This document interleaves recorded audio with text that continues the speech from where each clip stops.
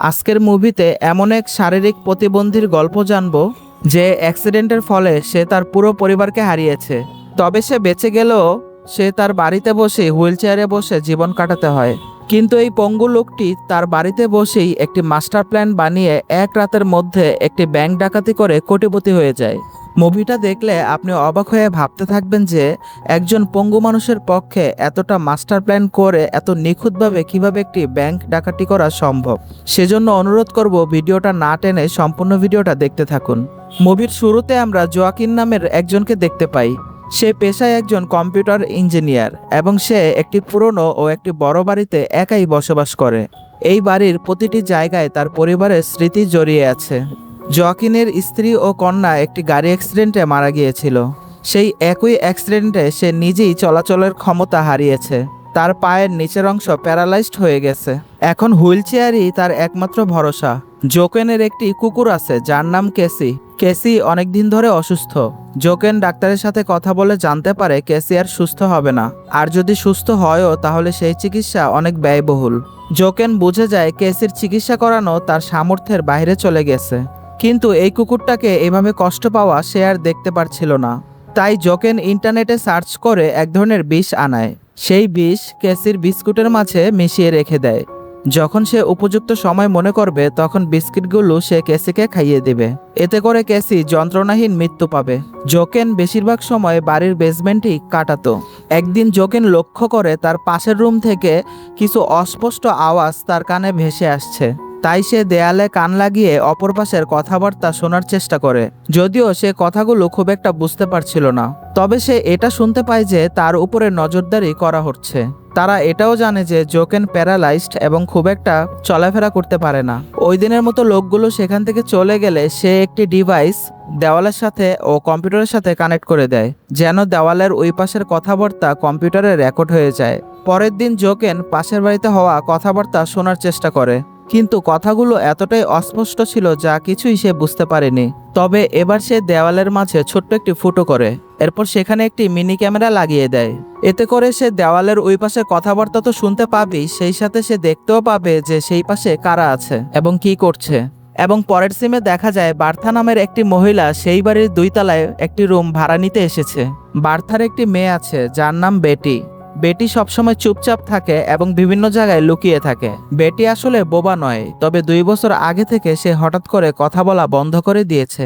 সে কেন এমনটা করেছে এর পিছনে বিশাল এক কারণ আছে, যা আমরা মুভির একটু সামনের দিকে গেলেই জানতে পারবো। অন্যদিকে বার্থা সবসময় জোকেনের সাথে কথা বলার চেষ্টা করত এবং ঘরের মধ্যে অনেক বেশি সাউন্ড দিয়ে গান বাজাতো। ধীরে ধীরে জোকেনও তার সাথে মিশতে থাকে। এরপর দেখা যায় জোকেন আবার তার বেসমেন্টে গিয়ে তার পাশের রুমে কি হচ্ছে সেটা দেখার চেষ্টা করছে। সে দেখতে পায় লোকগুলো একটি গর্ত খুঁড়ছে। তারা মূলত একটি ব্যাংক ডাকাতি করার পরিকল্পনা করছে, আর এই ডাকাতি করার জন্য তারা ক্রিসমাসের রাতটি বেছে নিয়েছে। এই গ্রুপের লিডার হচ্ছে গ্যালি নামের একজন লোক। কিছুদিন পর জোকেন এমন কিছু দেখতে পায় যা তাকে চমকে উঠতে বাধ্য করে। সে দেখতে পায় বার্থাও এই ডাকাত দলের সাথে জড়িত, আর বার্থাকে জোকেনের বাড়িতে পাঠানো হয়েছে সে যেন জোকেনের উপর নজরদারি করতে পারে। বার্থা মূলত গেলির গার্লফ্রেন্ড ছিল। বার্থা ওখানে যাওয়ায় গেলি তাকে গালাগালি করে একটি চাবি ধরিয়ে সেখান থেকে অন্য জায়গায় পাঠিয়ে দেয়। পরের দিন বার্থা বাজারে গেলে জোকেন বেটির সাথে বন্ধুত্ব করার চেষ্টা করে, কিন্তু বেটি একটা শব্দও করে না। কিছুক্ষণ পর জোকেন লক্ষ্য করে বেটি কেসির কানে কানে কিছু একটা বলছে। সে কেসির কানে কি বলছে সেটা জোকেন জানার জন্য অনেকটা কৌতূহল হয়ে ওঠে। সেজন্য সে একটি মাইক্রো রেকর্ডার কেসির গলায় ঝুলিয়ে দেয়। পরের দিন সকালে জোকেন আবার বেসমেন্টে গিয়ে কেলি ও তার সঙ্গীদের কাজকর্ম ফলো করতে থাকে। তখন সে জানতে পারে যে টানেলটি খোঁড়া হয়েছে সেখান থেকে একদম ব্যাংকের ভল্ট পর্যন্ত সরাসরি যাওয়া যাবে এবং ভল্টে থাকা সকল টাকাগুলোকে তারা একটি বিশেষ পদ্ধতির মাঝে এক জায়গা থেকে অন্য জায়গায় ট্রান্সফার করবে। এমন সময় গ্যালি লক্ষ্য করে তার একজন টিমের মেম্বার চুপি চুপি ব্যাংকের লোকেশন একজনকে ফোনে জানিয়ে দিচ্ছে। তখন গ্যালি ছেলেটিকে ডেকে এনে মারতে শুরু করে। এরপর ছেলেটিকে একটি টেবিলের উপর শুইয়ে রেখে মুখের উপর কাপড় দিয়ে দেয়। এরপর একটি হাতুড়ি এনে একবারিতেই ছেলেটিকে সেখানেই খুন করে ফেলে। এই দৃশ্য দেখে জোকেনের কলিজা কেঁপে ওঠে। সে প্রচন্ড ভয় পেয়ে যায়। সে যে পুলিশকে ফোন করে কমপ্লেন করবে সেই সাহসও সে জোগাতে পারছিল না। এমন পরিস্থিতিতে জোকেন আরো অবাক করা তথ্য জানতে পারে। আসলে এই ডাকাতের সাথে একজন পুলিশ অফিসারও জড়িত ছিল। এই লাশ লুকানোর ব্যবস্থা ওই পুলিশ পুলিশ অফিসারই করবে। সেই হিসেবে জোকেন বুঝতে পারে পুলিশকে জানিয়ে তেমন কোনো লাভ হবে না। পরের সিনে দেখা যায় জোকেন কেসির গলায় লাগানো সেই মাইক্রোচিপটি খুলে নিয়েছে এবং বার্থার ড্রিঙ্কের মাঝে কড়া ঘুমের ওষুধ মিশিয়ে দেয়। ড্রিঙ্ক করে বার্থা অজ্ঞান হয়ে গেলে জোকেন তাকে খাটের সাথে বেঁধে ফেলে। এরপর জোকেন আবারও বেসমেন্টের মাঝে এসে গেলি ও তার টিম মেম্বারদের উপরে নজর রাখতে শুরু করে। এখানে এসে সে জানতে পারে তাদের সাথে জড়িত সেই পুলিশ অফিসার যার নাম গাটম্যান, সে তাদেরকে 747 এবং 748 নাম্বার লকারে হাত দিতে নিষেধ করছে। পরের দৃশ্যে দেখা যায় বার্থার জ্ঞান ফিরে এসেছে এবং জোকেন তাকে খাবার খাওয়াচ্ছে। তখন জোকেন বার্তাকে জিজ্ঞেস করে কেন সে এই ডাকাত দলকে সাহায্য করছে। যেহেতু আমরা আগে থেকেই জানি যে গেলি হলো বার্তার বয়ফ্রেন্ড, সেই কারণেই সে গেলিকে সাহায্য করছিল। তবে বার্থার বিশ্বাস যে গেলি কঠিন কোনো অপরাধ করবে না, কারণ গেলি তাকে কথা দিয়েছে যে এটাই হলো তার শেষ চুরি। এরপর গেলি সাধারণ মানুষের মতো জীবনযাপন করবে। বার্থার কথা শুনে জোকেন তার ল্যাপটপ বের করে তাকে সেই ভিডিওটি দেখায় যেখানে গেলি তার এক টিম মেম্বারকে নির্মমভাবে খুন করেছে, যা দেখে বার্থার চোখ থেকে জল গড়িয়ে পড়তে থাকে। সেজন্য বিশ্বাসই করতে পারছিল না যে গেলি এতটা নির্মম হতে পারে। এরপর জোকেন চলে আসে বেটির কাছে।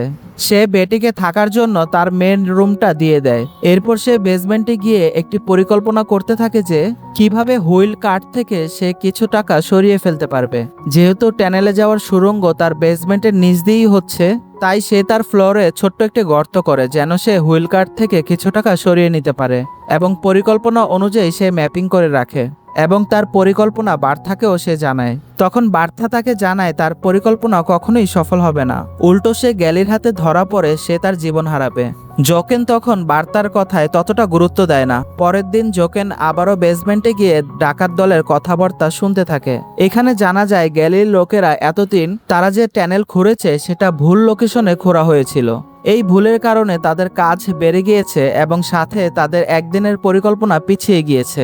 এদিকে আবার পরিকল্পনা পিছিয়ে যাওয়ার ফলে জোকেনের কোনো মাথা ব্যথা ছিল না, বরং তার মাথা ব্যথা শুরু হয় যখন সে দেখতে পায় গেলি এমন একটি হুইল কার্ড ব্যবহার করতে যাচ্ছে, সেটা হচ্ছে ঢাকনা সিস্টেমের। আগের হুইল কার্ডে ঢাকনা ছিল না, যার ফলে জোকেন খুব সহজেই সেখান থেকে টাকা নিতে পারত। কিন্তু নতুন হুইল কার্ড থেকে টাকা নেওয়া সম্ভব নয়, তাই জোকেন নিজের পরিকল্পনাকে কিছুটা পরিবর্তন নিয়ে আসে। সে নিজের খোঁড়া গর্তের মাঝে ঢুকে পড়ে এবং উপর থেকে গর্তের মুখটা ঢেকে দেয় যেন বেসমেন্টের আলো গর্তের মাঝে না আসে। এরপর সে সুড়ঙ্গের ভিতরে গিয়ে যে পাইপলাইন গিয়েছে সেটার মাপ নিতে থাকে। এমন সময় সে লক্ষ্য করে দেখে গেলি তার এক সঙ্গীকে নিয়ে গর্তের ভিতরে ঢুকে পড়েছে। তাই জোকেন খুবই সাবধানতার সাথে লুকিয়ে পড়ে, যার কারণে গেলি বুঝতেই পারে না যে গর্তের মাঝে কেউ আছে। গেলি চলে যাওয়ার পর জোকেন আবার নিজের রুমে ফিরে আসে। রুমের মাঝে ফিরে জোকেন দেখতে পায় বাড়িতে কেসি একা, বেটিকে কোথাও দেখা যাচ্ছিল না। তখন সে সন্দেহ করতে থাকে বেটি হয়তোবা পাশের রুমের সেই বেসমেন্টে চলে গিয়েছে। তাই শিওর হওয়ার জন্য বেটি তার নিজের বেসমেন্টে চলে আসে এবং কম্পিউটার স্ক্রিনে সে বেটিকে দেখতে পায়। দেখা যায় বেটি ডাকাত দলের আস্তানায় গিয়ে জিনিসপত্র সব উলটপালট করছে। ঠিক তখনই গেলি তার সাঙ্গপাঙ্গদের সাথে করে নিয়ে চলে আসলে গেলি বেটি এক কোণার মাঝে লুকিয়ে পড়ে। লুকিয়ে পড়ার আগে বেটি একজনের ঘড়ি নিয়ে লুকিয়ে ফেলেছিল। ওই লোক যখন ঘড়ি খুঁজছিল তখন সেখানে পুলিশ অফিসার গাটম্যান চলে আসে। তখন দেখা যায় গাটম্যান গেলিকে একটি লিস্ট দেয় এবং এই লিস্টে থাকা নাম্বারের লকারগুলোতে কোনোভাবেই হাত দেওয়া যাবে না, কারণ এই লকারগুলোতে টাচ করলেই ইমার্জেন্সি অ্যালার্ম বেজে উঠবে এবং এতে করে সবাই ধরা পড়ে যাবে।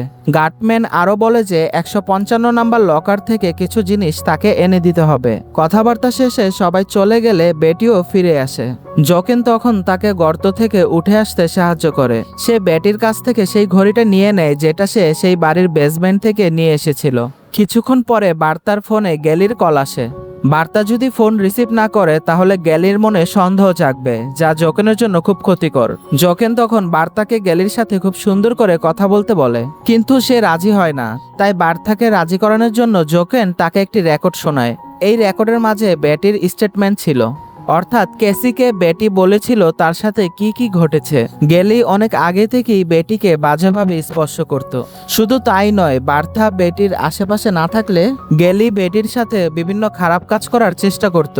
তখন থেকেই মূলত বেটি মেন্টাল শকে কথা বলা বন্ধ করে দেয় এবং সেই সাথে ঘরের বিভিন্ন জায়গায় লুকিয়ে থাকার স্বভাবটা বেটির তখন থেকেই হয়েছে। সে গেলির হাত থেকে নিজেকে বাঁচানোর জন্যই লুকিয়ে থাকতো। সবকিছু জানার পর বার্থার গেলির উপরে প্রচন্ড ক্ষোভ ও ঘৃণা জন্মাতে থাকে। তাই সে জোকেনকে সাহায্য করার জন্য রাজি হয়ে যায় এবং গেলির সাথে খুব সুন্দর করে কথা বলতে থাকে যেন গেলি কিছু না বুঝতে পারে। এবার চলে আসে সেই কাঙ্ক্ষিত দিন যেদিন ব্যাংকে ডাকাতি করা হবে। তাই জোকেন নির্দিষ্ট সময়ের আগেই টানেলের মধ্যে ঢুকে ডাকাত দলের বোমা পাইপলাইনের মাঝে লাগিয়ে দেয় এবং সুযোগ বুঝে ব্যাংকের লকারের ভিতরে ঢুকে 748 নাম্বার লকার থেকে সে কিছু টাকা নিয়ে নেয়। তবে এখানে জোকেন কিছু ভুল করে ফেলেছে, সে লকারটিকে পুরোনায় ভালো মতো লক করেনি। অন্যদিকে গেলি তার পুরো টিম নিয়ে ব্যাংকে যাওয়ার জন্য প্রস্তুত ছিল। সে পরিকল্পনা মতো বোমা ফাটিয়ে দেয়, যার ফলে পানির পাইপলাইন ফেটে টানেলের মধ্যে পানি ঢুকতে শুরু করে। কারণ এর আগে জোকেন বোমাটিকে পানির পাইপলাইনের মাঝে লাগিয়ে রেখেছিল। তারা ভাবতে থাকে হয়তোবা বোমা ফাটার কারণে টানেলের ভিতর একটি গর্ত হয়ে গিয়েছে, কিন্তু এই গর্তটি তো আসলেই জোকেন করে রেখেছিল। এরপর তারা সবাই পুরো টিম নিয়ে ব্যাংকের ভিতরে গিয়ে সমস্ত টাকা পয়সা নিতে থাকে। কাজ শেষ করে তারা যতক্ষণে ফিরছিল ততক্ষণে টানেল প্রায় পানিতে ভরে গিয়েছিল। গেলি, তার ভাই ও তার পার্টনার আগেই টাকার ব্যাগ নিয়ে টানেল থেকে বেরিয়ে আসে, কিন্তু তারা তাদের অন্য সদস্যদেরকে কোনো সাহায্য না করে টাকা নিয়ে সেখান থেকে পালিয়ে যায়। টানেলের মাঝে প্রচুর পরিমাণে পানি বেড়ে যাওয়ার ফলে ডাকাতের সেই 2 সদস্য টানেল থেকে বের না হয়ে উল্টো সেই ব্যাংকের ভিতরেই চলে যায়, যেহেতু তাদের হাতে অন্য কোনো অপশন ছিল না। এদিকে আবার ব্যাংকের ভিতরেও পানি ঢুকে পড়ছিল, তাই তারা সেই লকারগুলো খুলতে শুরু করে যেগুলোর মাঝে অ্যালার্ম সিস্টেম লাগানো ছিল, এবং লকারে হাত দেওয়ার সাথে সাথেই অ্যালার্ম বেজে ওঠে এবং পুলিশও সাথে সাথে এই চুরির বিষয়টা জানতে পেরে যায়। এত কিছুর মাঝেও এক ডাকাত ট্যালেনের মাঝে ফেসে থাকে। সে কোনো দিকেই যেতে পারছিল না। সে চিৎকার করতে শুরু করে। জোকেন সেই ডাকাতের আওয়াজ শুনতে পেয়ে তাকে সাহায্য করতে আসে, তবে তার এই ভালো মানুষই বিপদ ডেকে আনে। কারণ সেই ডাকাত জোকেনের সাহায্য তো নেয়ই না, উল্টো তাকে চিৎকার করে গালিগালাজ করতে থাকে। এজন্য জোকেন তাকে সাহায্য না করেই আবার ফিরে আসে। বেসমেন্টে এসে সে বার্তাকে অজ্ঞান করে সে পুলিশ স্টেশনে চলে যায়। সে পুলিশকে জানায় হঠাৎ করে তার বাড়ির বেসমেন্টে অনেক পানি ঢুকে গিয়েছে। তখন জোকেনের সাথে গার্ডম্যান আসে সবকিছু চেক করার জন্য, কিন্তু বেসমেন্টে অতিরিক্ত পানি থাকার ফলে সে তেমন কিছুই বুঝতে পারে না। এদিকে আবার জোকেন পুলিশের কাছে বার্তা ওর বেটিকে নিজের স্ত্রী সন্তান হিসেবে পরিচয় দেয়। সার্চ অপারেশন শেষ করে পুলিশ জোকেনের কাছে তার ফোন নাম্বার চাইলে সে নিজের নাম্বার না দিয়ে সে বার্থার নাম্বার দিয়ে দেয়। গার্ডম্যান চলে যাওয়ার পর গেলি পুলিশ অফিসার সেজে জোকেনের বাড়িতে চলে আসে, কারণ গেলির মনে আগে থেকেই সন্দেহ তৈরি হয়েছিল। এদিকে আবার জোকেন গেলিকে দেখে বুঝতে পারে যে কোথাও একটা ঝামেলা লেগে গিয়েছে। সে গেলির মনে আর অন্য কোনো সন্দেহ ঢুকতে না দিয়ে চুপচাপ সে তার বাড়ির ভিতরে ঢুকতে দেয়। এরপর চুপিসারে সে গার্ডম্যানকে মেসেজ করে বাড়ির ভিতরে আসতে বলে। এমন সময় গার্ডম্যান গেলিকে ফোন করে 748 নাম্বার লকারটি খোলার জন্য তাকে গালাগালি করতে শুরু করে, কিন্তু গেলি পুরো কথা না শুনেই গার্ডম্যানের কল কেটে দেয়। গেলি জোকেনকে সন্দেহ করে একের পর এক প্রশ্ন করতে শুরু করে। জোকেনও খুব সাবধানতার সাথে গেলির প্রশ্নের উত্তরগুলো দিয়ে যাচ্ছিল। সে আরও বলে যে আপাতত সে তার বাড়িতে একাই আছে, কিন্তু হঠাৎ সেখানে ব্যাটি চলে আসলে জোকেন খুব বিপদে পড়ে যায়। গেলি বুঝতে পারে যে এতক্ষণ ধরে জোকেন সবকিছু মিথ্যা বলছিল। এরপর গেলি পিস্তল বের করে সেই রুমে চলে আসে যেখানে বার্তা ছিল। বার্তা তখনও অজ্ঞান হয়েছিল। গেলি জোকেনের কাছে ফিরে গিয়ে আবারও বিভিন্ন ধরনের প্রশ্ন করতে শুরু করে। ইতিমধ্যে সেখানে গেলির ভাই ও তার পার্টনার চলে এসেছে। জোকেন নিজেকে বাঁচানোর জন্য একাধারে মিথ্যা কথা বলেই যাচ্ছিল। ফলে গেলি প্রচন্ড রেগে গিয়ে জোকেনের হুইল চেয়ারে লাথি মারে।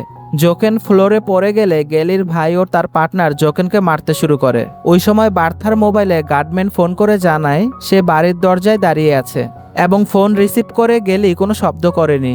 তাই গার্ডম্যান বুঝতে পারেনি আসলে ফোনটা কে রিসিভ করেছিল। ফোন কেটে গেলে গেলি দরজা খুলে গার্ডম্যানের কলার ধরে সে তাকে বাড়ির ভিতরে নিয়ে আসে। সে গার্ডম্যানকে প্রশ্ন করে যে বার্তার ফোন নাম্বার সে কোথায় পেয়েছে। তাই স্বাভাবিকভাবেই গার্ডম্যান জোকেনের নাম বলে দেয়। এতে করে জোকেন আরো বিপদে পড়ে যায়। গেলি জোকেনকে চিনতে পারলে সেই সব দোষ জোকেন গেলির পার্টনারের উপর দিয়ে দেয়। তাছাড়া মিশন শুরু থেকে আজ পর্যন্ত গেলি যত কথা বলেছে বা কাজ করেছে সবকিছু জোকেন ভিডিও করে রেখেছিল। নিজেকে সত্য প্রমাণ করার জন্য এবং গেলির পার্টনারকে ফাঁসানোর জন্য জোকেন গেলিকে তার পার্টনারের ঘড়ি দেখায়। এটা ছিল সেই ঘড়ি যেটা ব্যাটি চুরি করে নিয়ে এসেছিল, আর জোকেন সেটি নিজের কাছে রেখে দিয়েছিল। জোকেন আরও বলে বার্থাকে তার রুমের ভিতরে গেলির পার্টনার অজ্ঞান করে রেখেছিল। জোকেনের কথাবার্তায় গেলির পার্টনারের অবস্থা খারাপ হওয়ার অবস্থা হয়ে যাচ্ছিল। সে বুঝতে পেরে গিয়েছিল যে তার সামনে অনেক বড় বিপদ। তাই সে আর রিস্ক না নিয়ে সে গেলি ও তার ভাইয়ের উপরে গুলি করতে শুরু করে। পাল্টা আক্রমণে গেলি ও তার ভাই তাকেও গুলি করতে শুরু করে। কিছুক্ষণ এরকম গোলাগুলি হওয়ার ফলে তার পার্টনার এবং গেলির ভাই সেখানেই মারা যায়। ভাইকে হারিয়ে গেলি শোকাহত হয়ে যখন ভাইয়ের লাশ বুকে নিয়ে গেলি কাঁদছিল, তখন সেখানে বার্থা এসে উপস্থিত হয়। সে পাশে থাকা গেলির পার্টনারের পিস্তল তুলে গেলির কপাল বরাবর শুট করে। গেলি সঙ্গে সঙ্গেই সেখানে মারা যায়। বার্থা গেলির থেকে নিজের মেয়ের সাথে অন্যায় হওয়ার প্রতিশোধ নিয়েছে। সবকিছু যখন শেষ পর্যায়ে, তখন গার্ডম্যান সিদ্ধান্ত নেয় সে জোকেনকে সাহায্য করবে। তাছাড়া জোকেনকে ফাঁসিয়ে তার কোনো উপকার হবে না। তাই সে গেলি ও তার পার্টনার ও তার ভাইয়ের লাশ গুম করার সিদ্ধান্ত নেয়। 3টা লাশই সে তার নিজের গাড়ির ডিকিতে তুলে নেয়। তবে এই সাহায্যের বদলে গার্ডম্যান জোকেনের কাছে সেই টাকাগুলো চায় যা সে ব্যাংক থেকে চুরি করে এনেছিল। কিন্তু জোকেন তো কখনোই এই টাকাগুলো দেবে না। উল্টো গার্ডম্যান নিজেই এই চুরির জালে ফেঁসে গিয়েছে। কারণ গার্ডম্যান যে এই ডাকাতের সাথে জড়িত তার সব প্রমাণ জোকেনের ল্যাপটপের ভিতর রয়েছে। এটা পুলিশের হাতে পড়লে গার্ডম্যানের শেষ বয়সটা জেলে কাটাতে হবে। তাই গার্ডম্যান আর কথা বাড়ায় না। একসময় দেখা যায় গার্ডম্যান জোকেনের বেসমেন্টের রাখা একটি বয়ামের ভিতর থেকে কিছু বিস্কিট খেতে শুরু করে। এগুলো সেই বিস্কিট ছিল যেটা সিনেমার শুরুতে দেখানো হয়েছিল জোকেন তার কুকুরকে খাওয়ানোর জন্য বিষ মিশিয়ে রেখেছিল বিস্কুটের মাঝে। শেষমেশ দেখা যায় গার্ডম্যান গাড়ি চালানোর অবস্থায় বিষ খেয়ে বিষক্রিয়া হয়ে একসময় সেখানেই মারা যায় এবং তার গাড়ির নিয়ন্ত্রণ হারিয়ে অ্যাক্সিডেন্ট করে। অন্যদিকে জোকেন বার্থা ও বেটিকে নিজের পরিবার হিসেবে গ্রহণ করার সিদ্ধান্ত নেয়। বাকিটা জীবন সে তাদেরকে একসাথে নিয়েই কাটানোর সিদ্ধান্ত নেয়। আর এখানেই মুভিটি শেষ হয়ে যায়।